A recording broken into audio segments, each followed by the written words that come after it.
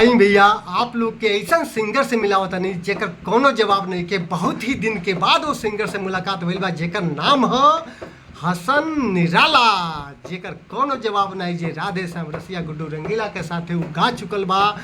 ओसे आज मुलाकात भइल ह ते ओकरी आवाज में ई गाना के सुनी बहुते मजा आई सुनी सबे।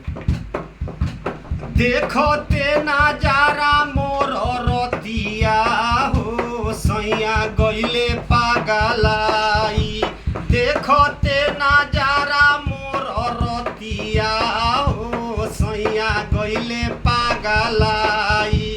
गइले पागलाई हो गइले पागलाई। गइले पागलाई हो गइले पागलाई। देखो ते नजारा मोर रतिया हो असैया गइले पागलाई। देखो ते नजारा मोर रतिया हो सैया गइले पागलाई।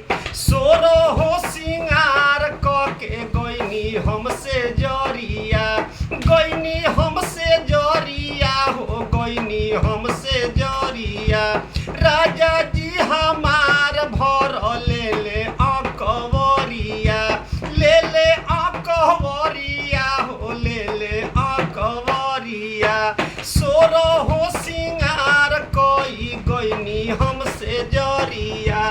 राजा जी हमार भर ले ले अकबरिया। नाश कैले रुई के तक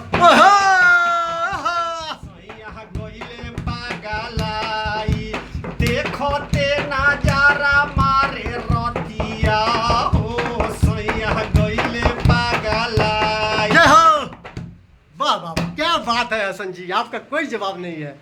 धन्यवाद। थोड़ा दर्शकों से बताइए, अच्छा लगेगा तो जो है प्यार से बात दीजिएगा आप लोग। ऐसे ही हर छोट भाई के ऊपर और वीडियो को जहाँ से तहाँ मतलब इसको शेयर करिए। आशीर्वाद दी जा। जय माता दी। एगो भाई का आशीर्वाद। जय माता दी, जय माँ शारदे, जय।